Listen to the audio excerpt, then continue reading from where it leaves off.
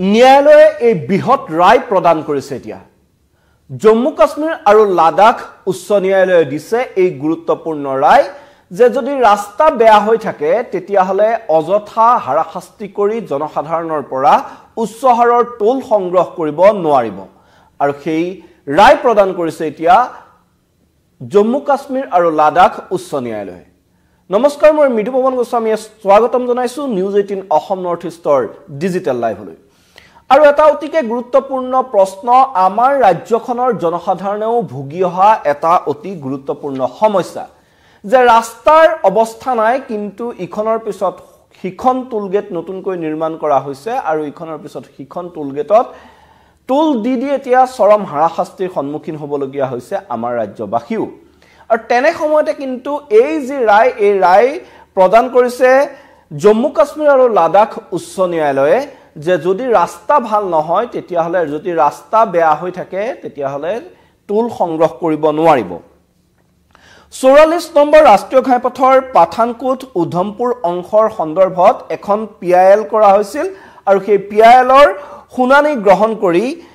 জম্মু কাশ্মীৰ আৰু লাডাখ উচ্চ ন্যায়ালয়ৰ মুখ্য ন্যায়াধীশ তাছিৰ অফস্তানৰ ন্যায়াধীশ এম.এ. চৌধুৰীৰ বিচাৰপীঠে এই গুৰুত্বপূৰ্ণ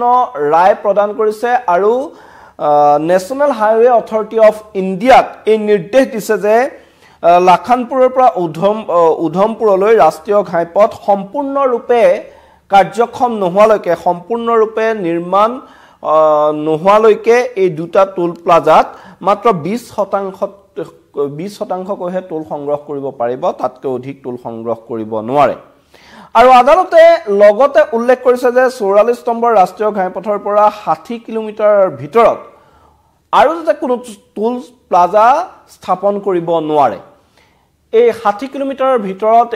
দুখন টুল প্লাজা হ'ব নোৱাৰে বুলি স্পষ্ট নিৰ্দেশনা আছে কিন্তু জম্মু কাশ্মীৰতো অসমত হোৱাৰ দৰে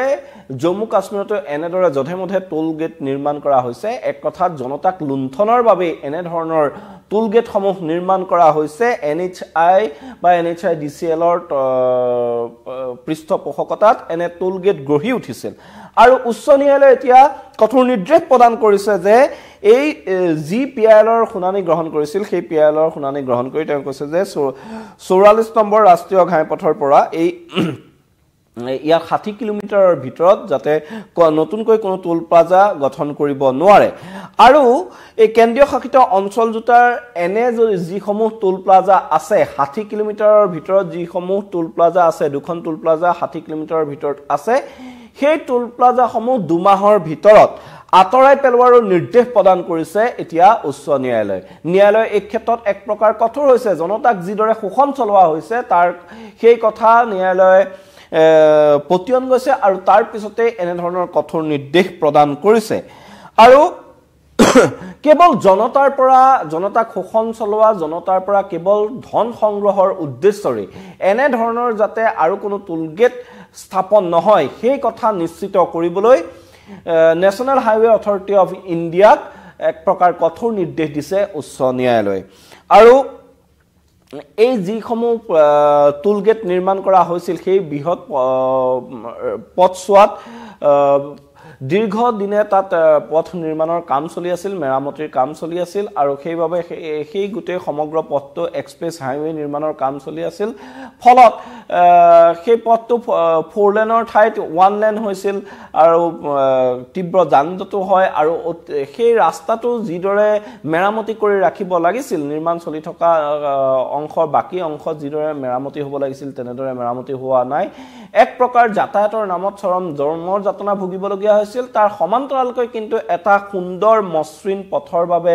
যিমান টুল প্ৰদান কৰিব লাগে জনতাই সিমান হাৰতে টুল প্ৰদান কৰি আহিবলগীয়া হৈছিল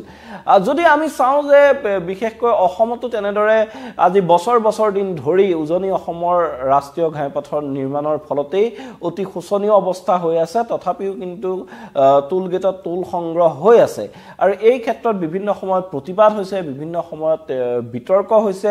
আৰু তাৰ সমান্তৰাল সমান্তৰালকৈ চৰকাৰেও বাৰে বাৰে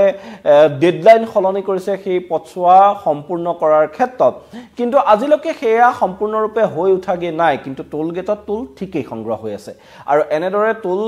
সংগ্ৰহ কৰি এক প্ৰকাৰ জনতাক লুণ্ঠন চলোৱা হৈছে কিন্তু এই ক্ষেত্ৰত এতিয়া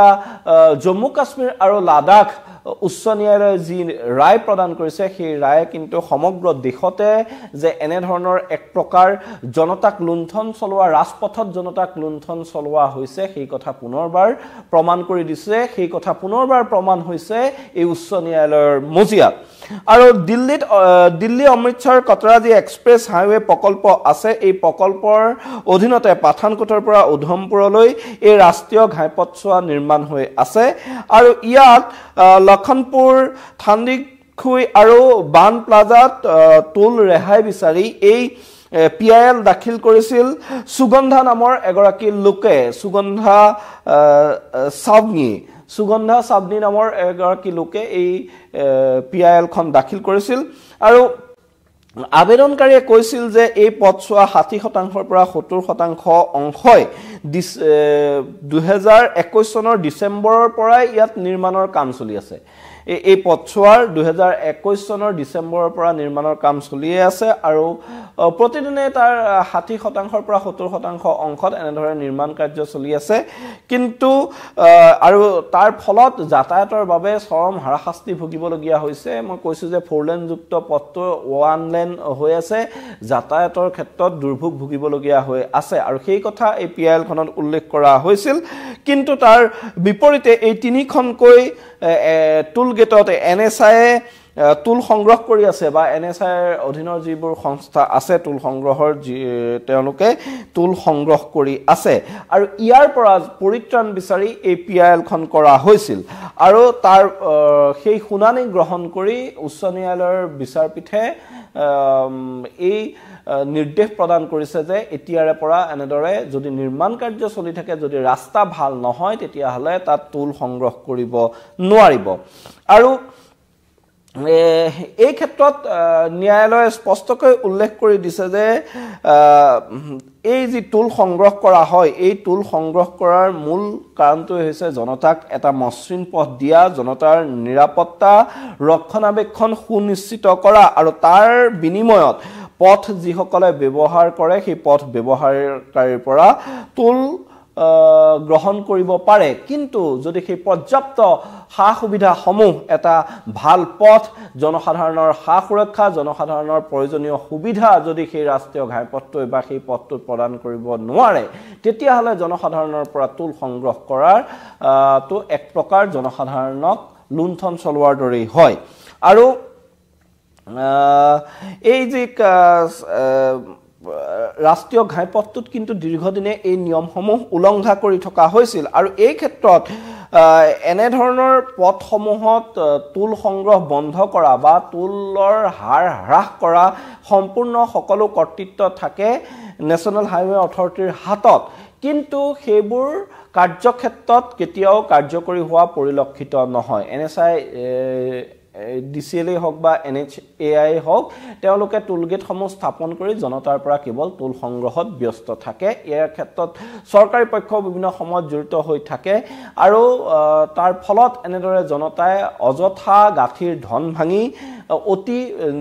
মৰণত হৰণ দি এনেদৰে ৰাষ্ট্ৰীয় ঘাইপথেৰে যাতায়াত কৰিবলগীয়া হয় নিজৰ জীৱনৰ কোনো সুৰক্ষা নাথাকে নিজৰ কোনো আৰাম নাথাকে অতি কষ্টৰে যাতায়াত কৰিবলগীয়া হয় দুৰ্ঘটনাত বহু লোকৰ মৃত্যু হয় দুৰ্ঘটনাৰ হোৱাৰ আশংকা 100% থাকে তাৰ পিছতো এটা ভাল পথৰে যাতায়াত কৰাৰ বুলি তেওঁলোকে টোল প্ৰদান কৰিবলগীয়া হয় কিদৰে এক প্ৰকাৰ জনতাক শোষণ চলোৱা হয় এই NHAI কিদৰে জনতাক শোষণ চলায় সেই কথা স্পষ্ট হৈ পৰিছে ন্যায়ালয়ৰ মজিয়াত আৰু তাৰ পিছতে ন্যায়ালয়ে এই কঠোৰ নিৰ্দেশ প্ৰদান কৰিছে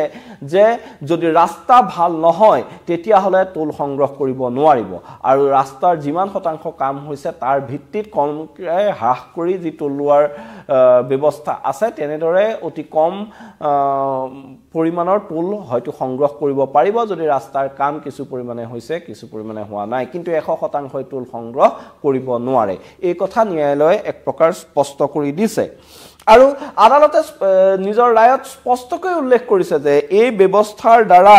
যেন জনতাক দুই ধৰণে ক্ষতিগ্ৰস্ত কৰা হৈছে এটা কথা হৈছে নিৰ্মাণ কাৰ্যৰ ফলত নিৰ্মাণ কাৰ্যকলাপ চলি থকাৰ ফলত বেয়া পথেৰে যাতায়াত কৰি হাৰাশাস্তি ভুগিবলগীয়া হৈছে আৰু তাৰ সমান্তৰালকৈ প্ৰচুৰ টোলৰ বোজা তেওঁলোকৰ ওপৰত জাপি দিয়া হৈছে জনতাক প্ৰচুৰ টোল কৰৰ বোজা দি প্ৰচুৰ টোল সংগ্ৰহ কৰি এক প্ৰকাৰ হাৰাশাস্তি কৰা হৈছে দুই ধৰণে জনতাক এনেদৰে NHAI হাৰাশাস্তি চলোৱা বুলি আদালতে নিজৰ ৰায়তে এই কথা উল্লেখ কৰিছে আৰু ইয়াৰ পিছতে এতিয়া জম্মু কাশ্মীৰৰ এই যিসমূহ টোল গেট আছে সেই টোল গেটসমূহ এক প্ৰকাৰ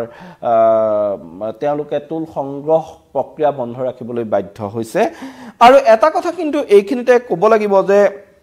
2024 চনৰ শেষৰ ফালে যিগৰাকী কেন্দ্ৰীয় পথ পৰিবহন মন্ত্ৰী আছিল নীতিন গাডকাৰীয়ে এটা ঘোষণা কৰিছিল যে উপগ্ৰহৰ ভিত্তিক টোল সংগ্ৰহ কৰা হ'ব যি এতিয়া ফাস্টেগ যি ব্যৱস্থা আছে সেই ফাস্টেগ ব্যৱস্থা অতীত হ'ব তাৰ পৰিৱৰ্তে উপগ্ৰহৰ সিগনেলৰ তথ্যৰ ভিত্তিত টোল সংগ্ৰহ কৰা হ'ব কিমানৰ পৰা ৰাষ্ট্ৰীয় ঘাইপথেৰে কিমান কিলোমিটাৰ এখন গাড়ী যাতায়াত কৰিছে সেই তথ্য উপগ্ৰহৰ পৰা সংগ্ৰহ কৰা হ'ব আৰু সেই উপগ্ৰহৰ তথ্যৰ ভিত্তিত সম্পূৰ্ণ অনলাইন মাধ্যমেৰে টোল সংগ্ৰহ কৰা হ'ব এনে ধৰণৰ টোল প্লাজা সমূহ নাথাকে তেনে ধৰণৰ কথা ঘোষণা কৰিছিল তেনে ধৰণৰ প্ৰক্ৰিয়া আৰম্ভ কৰিবলৈ গৈ আছে বুলি কেন্দ্ৰীয় পথ পৰিবহন মন্ত্ৰী গৰাকীয়ে ঘোষণা কৰিছিল কিন্তু সেই সময়তে কেন্দ্ৰীয় পথ পৰিবহন মন্ত্ৰী গৰাকীয়ে নিজে এটা কথা ঘোষণা কৰিছিল যে যদি এই পথৰ অৱস্থা ভাল নহয় পথৰ মান যদি উন্নত নহয় তেতিয়া হলে কিন্তু যদি মানুহে এই পথৰ দুৰৱস্থাৰ বাবে সমস্যাৰ সন্মুখীন হৈ আছে তেতিয়া হলে ঘাইপথ সংস্থা সমূহে টোল লোৱাৰ কোনো ন্যায্যতা নাই সেই কথা কেন্দ্ৰীয় পথ পৰিবহন মন্ত্ৰী গৰাকীয়ে উল্লেখ কৰিছিল পথ পৰিবহন মন্ত্ৰী গৰাকীয়ে কৈছিল যে ৰাষ্ট্ৰীয় ঘাইপথৰ পৰা কিদৰে প্ৰযুক্তিৰ উত্তৰণ ঘটাই কিদৰে এই উপগ্ৰহৰ সহায়ত টোল সংগ্ৰহ কৰা হ'ব নিশ্চয়কৈ এটা কথা ঠিক যে যদি ভাল পথ হয় বহল পথ হয় সকলোৰে যাতায়াতৰ সময় কমিব সকলোৰে যাতায়াতৰ সা-সুবিধা সা-সুবিধা লাভৰ বাবে পথ চোৱাৰ মেৰামতিৰ বাবে নিশ্চয়কৈ টোল দিয়াৰ প্ৰয়োজনীয়তা আহি পৰিব টোল সংগ্ৰহৰ প্ৰয়োজনীয়তা আহি পৰিব কিন্তু যদি পথৰ অৱস্থাই নাথাকে যদি পথ এটা নিৰ্মাণ হৈ থাকে নিৰ্মাণ কাৰ্য চলি থাকে কিন্তু পথটো সম্পূৰ্ণ নোহোৱাকৈ টোল সংগ্ৰহ কৰাটোৰ কোনো যুক্তিযুক্ততা নাই সেই কথা নিজে এসময়ত স্বীকাৰ কৰি থৈছে কেন্দ্ৰীয় পথ পৰিবহন মন্ত্ৰী নীতিন গাডকাৰীয়ে সমান্তৰালকৈ সংসদৰ মজিয়াটো এইটো কথা পোহৰলৈ আহিছিল যে অসমতো নিয়ম নীতি বহিভূতভাৱে এনে ধৰণৰ টোল গেট চলি আছে তাৰ পিছতো কিন্তু অসমত এই টোল গেটসমূহ বন্ধ হোৱা আজিলৈকে পৰিলক্ষিত হোৱা নাই নিৰ্ধাৰিত সীমা যি থাকে যে ইমান কিলোমিটাৰৰ পৰা ইমান কিলোমিটাৰৰ ভিতৰত এখন টোল গেট হ'ব নোৱাৰিব 60 কিলোমিটাৰৰ ভিতৰত এখন টোল গেট হ'ব নোৱাৰিব অসমত তেনে ধৰণৰ টোল গেট কিন্তু আজিৰ তাৰিখতো চলি আছে এতিয়া জম্মু কাশ্মীৰ আৰু লাডাখ উচ্চ ন্যায়ালয়ে জম্মু কাশ্মীৰৰ বাবে এই ৰায় প্ৰদান কৰিছে আৰু ইয়াৰ পিছত অসমত তেনে ধৰণৰ যি সমস্যা ভোগ কৰি আছে অসমৰ ৰাইজে যাতায়াতৰ ক্ষেত্ৰত সেই সমস্যা কিমান সমাধান হ'ব সেয়া লক্ষণীয় হ'ব এই জম্মু কাশ্মীৰৰ পৰা অসমত বা সমগ্ৰ দেশতে এনে ধৰণে অনৈতিকভাৱে নীতিবহিৰ্ভূতভাৱে চলি থকা যিসমূহ টোল গেট আছে সেই টোল গেটসমূহ বন্ধ কৰিবলৈ এই নেশ্যনেল হাইৱে অথৰিটি অফ ইণ্ডিয়াই ব্যৱস্থা লয় নে নলয় সেয়া কিন্তু লক্ষণীয় হ'ব এই ক্ষেত্ৰত এটা কথা ঠিক যে জনতা সজাগ হলে এনে ধৰণৰ লুণ্ঠন জনতাৰ ওপৰত চলাই যাব নোৱাৰে সেই কথা ইতিমধ্যে জম্মু কাশ্মীৰত স্পষ্ট হৈছে এগৰাকী লোকে কৰা আবেদনৰ ভিত্তিত এগৰাকী লোকে যিলেক আবেদন কৰিছিল সেই আবেদনৰ ভিত্তিত এতিয়া উচ্চ ন্যায়ালয়ে এই নিৰ্দেশ প্ৰদান কৰিছে যদিহে এই পথৰ অৱস্থা ভাল নহয় যদি পথৰ অৱস্থা অতিকে শোচনীয় হৈ থাকে তেতিয়া হলে এনে ধৰণে টোল সংগ্ৰহ কৰিব নোৱাৰে নেশ্যনেল হাইৱে অথৰিটি অফ ইণ্ডিয়াই আৰু ইয়াৰ পিছত জম্মু কাশ্মীৰত উচ্চ ন্যায়ালয়ৰ এই ৰায়ৰ পিছত জম্মু কাশ্মীৰত নিশ্চয়কৈ সকাহ পাব জম্মু কাশ্মীৰৰ ৰাইজে সেই কথা এক প্ৰকাৰ নিশ্চিত হৈছে কিন্তু দেশৰ আন প্ৰান্তত যি ধৰণে এই টুল সংগ্ৰহৰ ক্ষেত্ৰত এনে ধৰণৰ অনিয়ম চলি আছে অসমত যি ধৰণে অনিয়ম চলি আছে অসমত যি দৰে ৰাইজে হাৰাশাস্তি ভোগ কৰি আহিবলগীয়া হৈছে সেই সমূহ পৰিবেশ কেতিয়ালৈ শুধৰণি হ'ব সেই কথাটো কিন্তু এই মুহূৰ্তত আটাইতকৈ জটিল প্ৰশ্ন হৈ পৰিছে জম্মু কাশ্মীৰৰ আদালতৰ এই ৰায়ৰ পিছত সমগ্ৰ দেশতে তাৰ শিক্ষা লৈ NHI এই ক্ষেত্ৰত ব্যৱস্থা গ্ৰহণ কৰিবনে নাই এই ক্ষেত্ৰত ৰাজ্য চৰকাৰৰ ভূমিকা কি হ'ব এই ক্ষেত্ৰত কেন্দ্ৰ চৰকাৰৰ ভূমিকা কি হ'ব কেন্দ্ৰীয় মন্ত্ৰীজনে নিজেই ঘোষণা কৰিছে যদি পথ ভাল নহয় জনতাই হাৰাশাস্তি ভুগি আছে তেতিয়া হলে এই ৰাষ্ট্ৰীয় ঘাইপথৰ সংস্থাসমূহৰ টুল লোৱাৰ কোনো অধিকাৰ নাথাকে কেন্দ্ৰীয় পথ পৰিবহণ মন্ত্ৰীয়ে সেই কথা ঘোষণা কৰি যোৱাৰ পিছতো কিন্তু নিয়ম বহিৰ্ভূতভাৱে টুল সংগ্ৰহ হৈ আছে ৰাষ্ট্ৰীয় ঘাইপথত এতিয়া উচ্চ ন্যায়ালয়ৰ ৰায়েও সেই ক্ষেত্ৰত এটা কঠোৰ পদক্ষেপ আনিছে তাৰ পিছত এতিয়া সমগ্ৰ দেশতে সেই ব্যৱস্থা বলবৎ হয় নে নহয় নে এনেদৰেই ৰাইজে অসমৰ ৰাইজে দীৰ্ঘদিনে ভুগি অহা সমস্যা ভোগেই কৰি থাকিব লাগিব দেশৰ আন প্ৰান্ততো যিদৰে অনৈতিকভাৱে টোল গেট চলি থকাৰ কথা পোহৰলৈ আহিছে সেই তেনেধৰণৰ লুণ্ঠনৰাজ চলিয়েই থাকিব সেইবোৰ অনাগত দিনতহে স্পষ্ট হ'ব এই মুহূৰ্তত মই মৃদু পৱনে নিউজ 18 অসম নৰ্থ ইষ্টৰ ডিজিটেল লাইভৰ পৰা বিদায় লৈছো ধন্যবাদ